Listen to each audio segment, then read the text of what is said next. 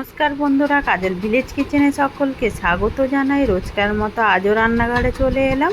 আজকের রেসিপি একদম কুমড়ো পাতায় পুর ভরা মুচমুচে খাস্তা কিভাবে রোল করবেন সেটাই আপনাদের সঙ্গে শেয়ার করব।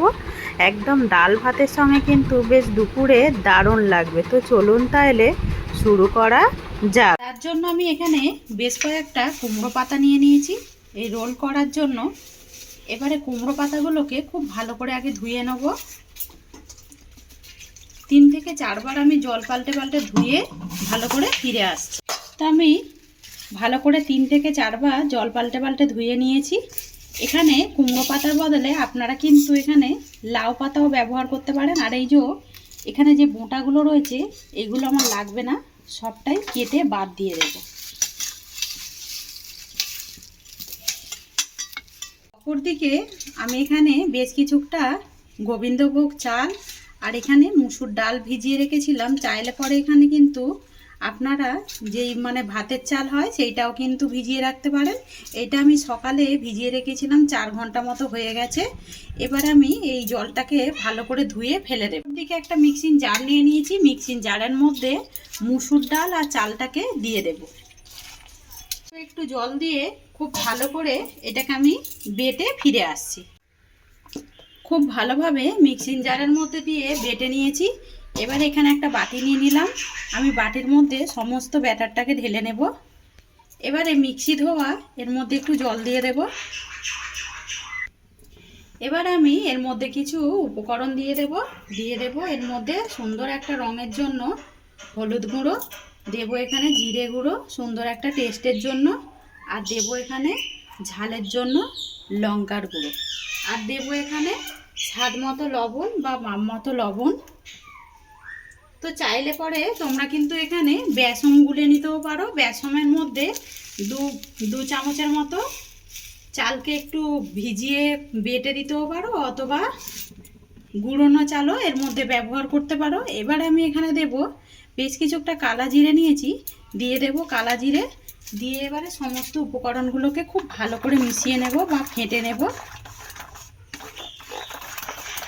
উপকরণগুলোকে খুব ভালো করে মিশিয়ে নিলাম। আর ব্যাটারটা দেখুন, যেহেতু আমি এখানে মুসুর ডাল ব্যবহার করেছি তাই জন্য আমি এরকম একটু থকথকে রেখে দিলাম। আর এখানে চালটা কিন্তু আগে থেকে ভেজানো ছিল।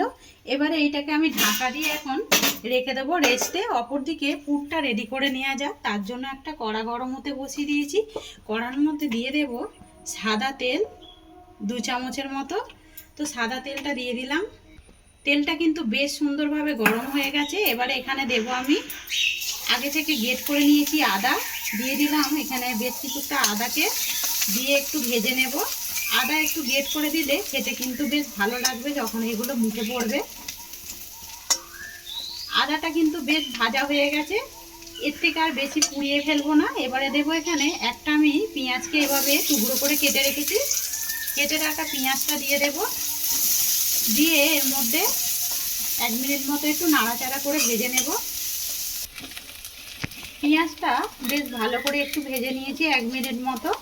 এবার আমি এখানে দিয়ে দেব আগে থেকে বেশ কিছুটা আমি এখানে চিংড়ি মাছকে ভালো করে খোসা ছাড়িয়ে ধুয়ে পরিষ্কার করে রেখেছি, দিয়ে দেব চিংড়ি মাছ।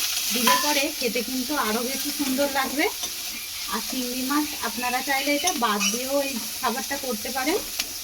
যদি নিরামিষ দিনে করেন তাহলে কিন্তু চিংড়ি মাছ, পেঁয়াজ আর এখানে মুসুর ডালটা বাদ দিলেই একদম নিরামিষ দিনে এইভাবে একটু রোল করে নিতে পারবেন। চিংড়ি মাছটা দিয়েও আমি ভেজে নিলাম। চিংড়ি মাছ থেকে দেখুন জল ছাড়তে শুরু করেছে। এই ফাঁকে আমি দিয়ে দেবো এর মধ্যে আগে থেকে সিদ্ধ করে নেওয়া একটা আলুকে এইভাবে আমি ভেঙে রেখেছি, দিয়ে দেব সিদ্ধ করে নেওয়া আলুটা। পেঁয়াজ চিংড়ি মাছটা কিন্তু বাদ দিয়ে একটা আলু যদি এর মধ্যে বেশি দিয়ে দেন তাতে করে কিন্তু পুরটা একেবারেই রেডি হয়ে যাবে। সমস্ত উপকরণগুলোকে খুব ভালো করে মিশিয়ে নেব। এই ফাঁকে এবারে এর মধ্যে কিছু গুঁড়ো মশলা অ্যাড করে দেব। দিয়ে দেব হলুদ গুঁড়ো, আর দেব লঙ্কার গুঁড়ো, আর দেবো এখানে স্বাদ মতো লবণ বা মাপ মতো লবণ। লবণ কিন্তু আমি এর মধ্যে এখনো দিইনি। দিয়ে এবারে খুব ভালো করে মিশিয়ে নেব। চাইলে এখানে তোমরা জিরে ধনে গুঁড়ো দিতে পারো। আলুটাকে বেশ ভালো করে খুন্তি দিয়ে ভেঙে দিয়েছি, যেহেতু সিদ্ধ করে নেওয়া আলু, তাই জন্য কিন্তু কোনো রকমের মধ্যে ভাঙতে হয়নি, বেশ আপনি আপ ভেঙে গেছে আর আলুটা খুব ভালোই সিদ্ধ হয়েছে। পুরটা একেবারে রেডি হয়ে এসেছে। এই ফাঁকে আমি দিয়ে দেবো এখানে বেশ কিছুটা ভাজা মশলা, তাই জন্যই আমি এখানে জিরে ধনে গুঁড়ো ব্যবহার করলাম না। দিয়ে দেব হাফ চামচের মতো ভেজে রাখা মশলা। এখানে জিরে ধনে গরম মশলা তেজপাতা আর একটা শুকনো লঙ্কা ভালো করে শুকনো কলায় নেড়ে ভেজে রেখেছিলাম আগে থেকেই। সমস্ত উপকরণগুলোকেই আমি মিশিয়ে নেব। আর একেবারে পুরটা কিন্তু যেন মনে হচ্ছে চপের যেরকম ঠিক পুর হয়, ঠিক সেরকমই গন্ধ ছাড়ছে। আর তোমাদের হাতের সামনে যদি এই ভাজা মশলা না থাকে, এখানে জিরে ধনে একটু গরম মশলা দিয়ে দেবে গুঁড়ো করে নেওয়া, তাহলে কিন্তু একই রকমই গন্ধ আসবে। পুরটা একেবারে রেডি হয়ে গেছে। এবার আমি এটাকে নামিয়ে নেব একটা প্লেটের মধ্যে। আর বেশি নাড়াচাড়া করার দরকার নেই। দিকে কড়াটাকে ধুয়ে পরিষ্কার করে বসিয়ে দিয়েছি। কড়ার মধ্যে দিয়ে দেবো জল। তো বেশ 1 গ্লাসের মতো দিয়ে দিলাম জল। অপরদিকে জলটা যে দিলাম একেবারে কিন্তু বেশ হাত সহ গরম হয়ে গেছে। এবারে আমি এখানে যে কুমড়ো পাতাগুলোকে ধুয়ে রেখেছিলাম এইগুলোকে দিয়ে দেব। দিয়ে 1 মিনিট মতো একটু জলের মধ্যে ভালোভাবে এইভাবে একটু সিদ্ধ করে নেব বা ভাপিয়ে নেব। কারণ কুমড়ো পাতা যেহেতু খসখসে, 1 মিনিট মতো জলের মধ্যে দিলে তাহলে কিন্তু মুড়তেও সুবিধা হবে। তো এখানে 1 মিনিট মতো হয়ে গেছে। আর কিন্তু কুমড়ো পাতাগুলো কতটা নরম হয়ে গেছে দেখুন। জলটা কিন্তু ফুটতে আরম্ভ করেছে। আর রাখার দরকার নেই। আমি এবারে জলটা ছেঁকে একটা জায়গার মধ্যে তুলে নেব। একটা থালা নিয়ে নিলাম। আর এখানে কুমড়ো পাতাগুলোকে যে ভালো করে সিদ্ধ করে রেখেছিলাম এখানে একটা নিয়ে নেব। এইভাবে একটু মিলে দিতে হবে। আর যে এখানে পুরটা রেডি করেছিলাম এখান থেকে একটু পুর নিয়ে নেব। আর এই সময় হাতটাকে একটু ধুয়ে ভালো করে পরিষ্কার করে নেবেন। আর যেহেতু আমি রান্না করছি হাতটা কিন্তু ধুয়ে পরিষ্কার অনেকবারই করা হয়ে গেছে। এবারে এখান থেকে যেই পুরটাকে নিয়ে ঠিক এইভাবে আমি লম্বা লম্বা করে দিয়ে দেব। একটু বেশি করে এই পুরটা দেব, তাতে করে কিন্তু খেতে খুব ভালো লাগবে। আর এই দেখুন মাঝ বরাবর ঠিক দিয়ে দিলাম পুরটা। দিয়ে এবারে এইটাকে এইভাবে মুড়ে নেব। আর এইটাকে এইভাবে মুড়ে দেব। এই কোণটাকে এইভাবে মুড়ে নেব। দিয়ে ঠিক এইটাকে ধরে এইভাবে ফোল্ড করে নেব। সুন্দর করে একটা রোল করে নিলাম। আর দেখুন দেখতে কতটা সুন্দর লাগছে। কুমড়ো পাতার রোল যে এত সুন্দর হয়, একবার এইভাবে গরম গরম ভাতের সঙ্গে ডাল ভাতের সঙ্গে করে দেখবেন, বেশ দারুণ লাগে। সমস্ত রোলগুলোকেই আমি আগে গড়ে নেব। রোলগুলোকেই গড়ে নিলাম। আর কতটা সুন্দর দেখতে লাগছে সেটা কিন্তু দেখতেই পাচ্ছেন।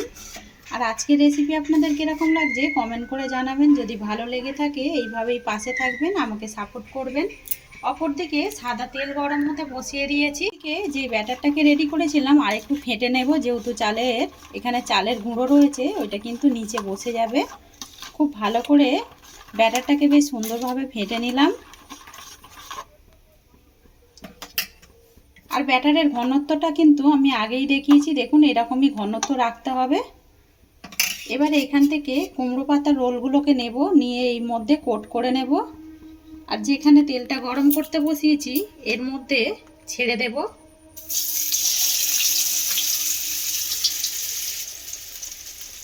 ঠিক যে দিকটা মুড়েছেন ওই দিকটা নিচের দিকটা দিয়ে দেবেন।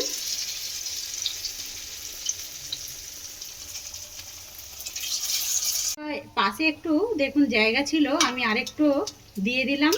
দিয়ে এবারে ওপর থেকে একটু তেল দিয়ে দেব, তাতে করে বেশ খাস্তাও হবে আর মুচমুচেও হবে।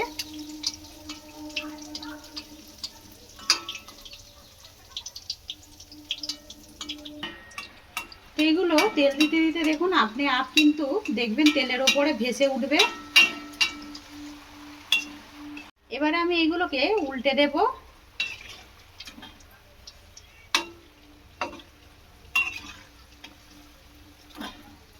দেখুন কতটা সুন্দর দেখতে লাগছে। দেখুন এই রোলগুলোকে বেশ ঘুরিয়ে ঘুরিয়ে ভালো করে ভেজে নিলাম।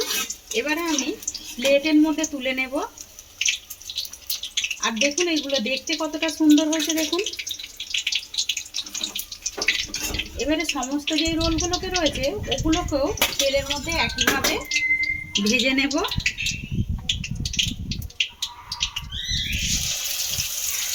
সমস্ত কুমড়ো পাতা রোলগুলোকেই ভেজে নিয়ে ফিরে এলাম। আর দেখুন কতটা সুন্দর হয়েছে দেখতে, আর এগুলো কতটা খাস্তা হয়েছে সেটা কিন্তু দেখতেই পাচ্ছেন। আমি একটা ভেঙে দেখাচ্ছি কতটা মুচমুচে হয়েছে। আর দেখুন একেবারে কুমড়ো পাতাগুলোও কিন্তু ভালোভাবে ভাজা হয়ে গেছে, কতটা সুন্দর দেখতে লাগছে দেখুন। আজকের রেসিপি আপনাদের কীরকম লাগলো কমেন্ট করে জানাবেন। যদি ভালো লেগে থাকে একটা লাইক করে দেবেন। এইভাবে আমার পাশে থাকবেন, আমাকে সাপোর্ট করবেন। আমার এরকম নিত্য নতুন রান্নার জন্য পাশে থাকা বেল আইকনটি প্রেস করবেন। সবাই ভালো থাকবেন, সুস্থ থাকবেন। ধন্যবাদ। আবারও নতুন রেসিপি নিয়ে ফিরে আসবো। আজকের মতো এই পর্যন্ত।